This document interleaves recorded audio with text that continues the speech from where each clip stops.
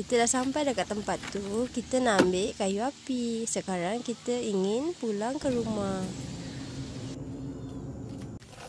Tak lupa juga kita ambil daun kelapa sawit supaya ayam yang kita ingin panggang tidak melekat ketika memanggang nanti.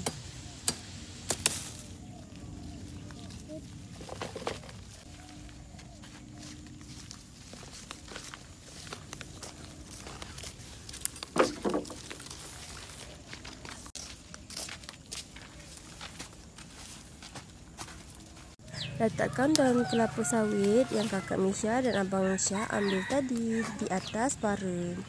Di tempat korang panggil apa ni? Selepas meletakkan daun kelapa sawit tadi, jomlah kita mulakan meletak ayam yang telah diberikan bahan. Dah siap. Terima kasih menonton.